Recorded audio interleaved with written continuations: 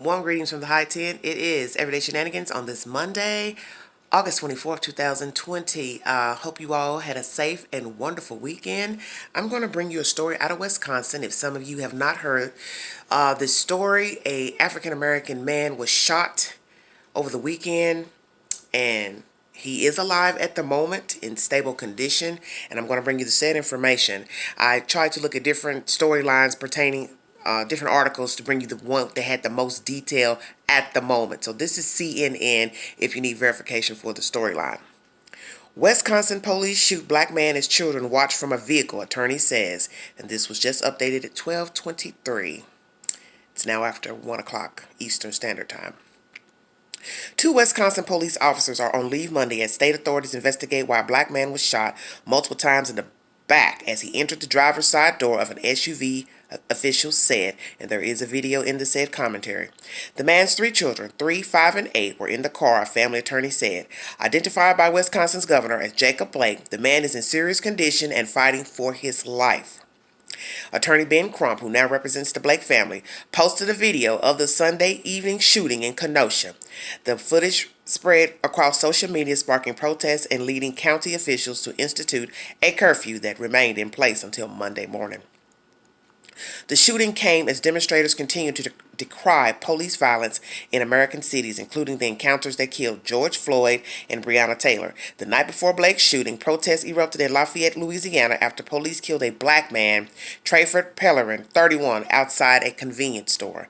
In Kenosha, a city of 100,000 people, located on the Lake Michigan coastline between Chicago and Milwaukee, protesters overnight broke windows and sprayed graffiti at a Kenosha County Administrative building, according to CNN affiliate WISN. Vehicles at a nearby auto dealership were torched.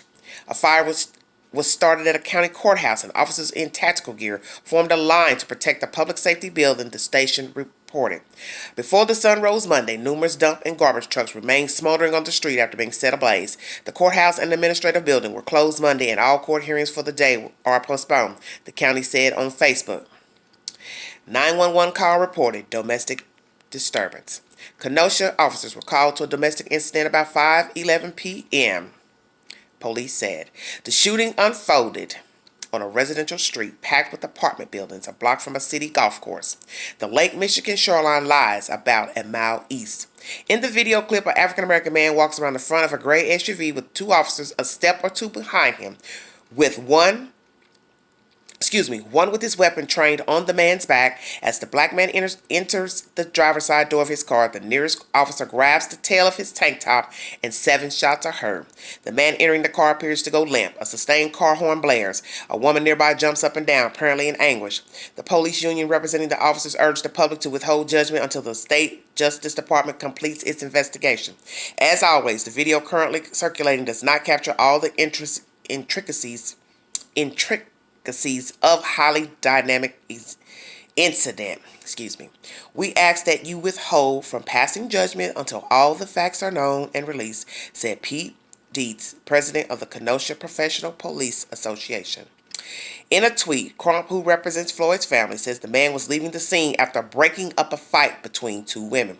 Police say they were called to respond to a domestic disturbance, but it's unclear who called 911 or what happened before the recording begins. According to Crump, police had already used a taser on Blake before the shooting. It is not clear from the video if both officers opened fire. The second officer has his gun out as the shots are heard, the clip video shows. Both are on administrative leave, said the Wisconsin Department of Justice's Division of Criminal Investigation, which is leading the probe into the incident.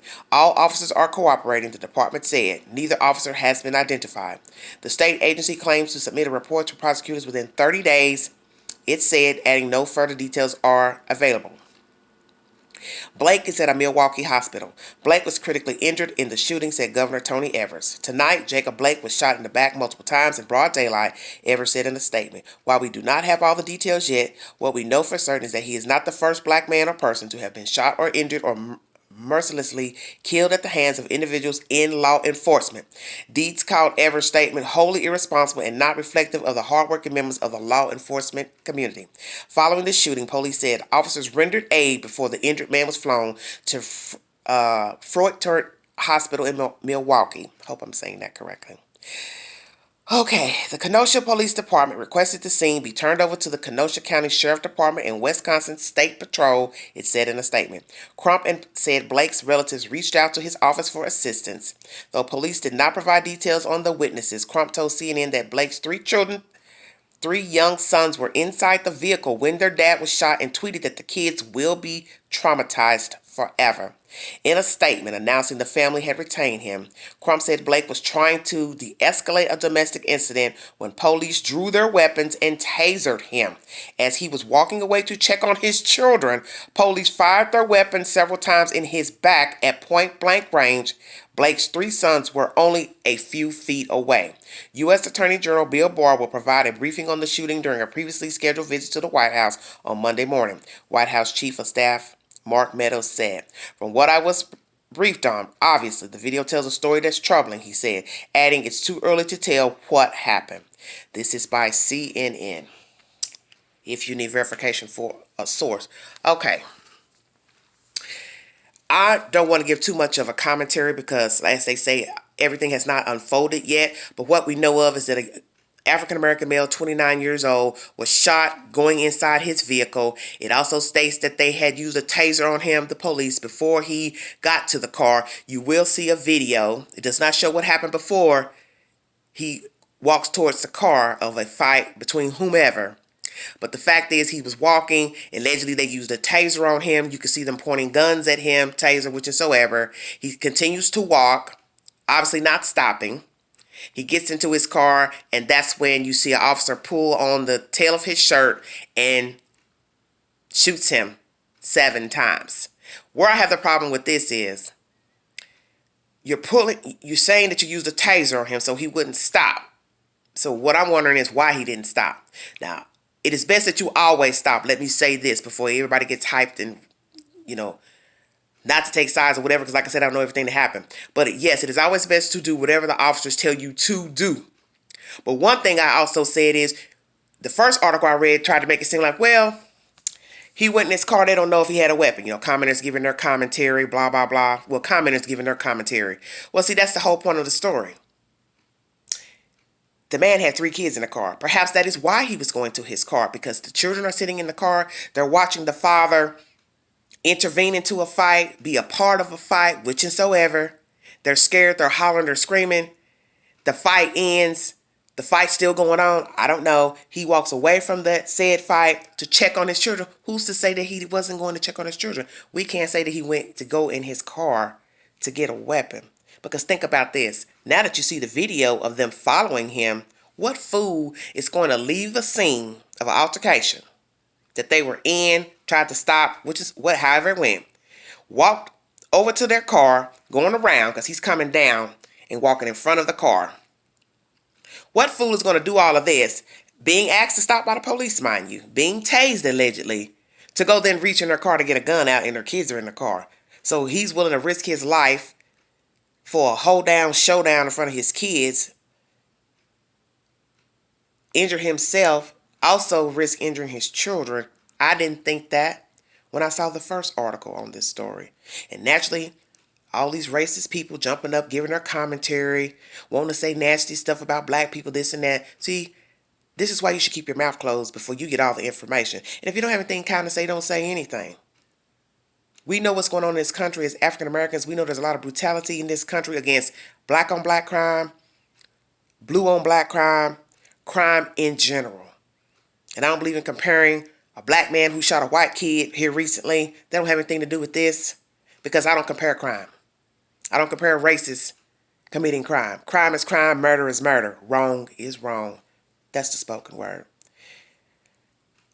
This is a sick situation, because what makes this situation worse is, yes, he walked off. He did not stop when they were asking him to stop, obviously. They allegedly tased him. He still kept walking. And he went to his car. That's the part where I have the problem, is when he gets to the car, the officer's pulling on the tail end of the shirt, the wife beater or whatever, tank top, and you just go ahead and shoot him in the back. You mean to tell me with 2 officers there, you all couldn't have reached for him? You see where I'm going with this? Because you got to remember, He wasn't near the car when they had drew the guns. He was nowhere near the driver's side door.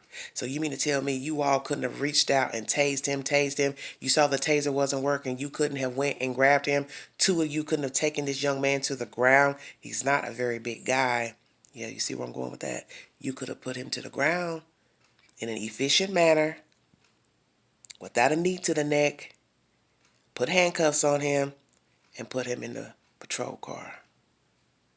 He had children in the car, and you shot that man in his car, and there were children in the car. And there's no way you're going to tell me, even while you're approaching the car, following him, you didn't notice the children in the car.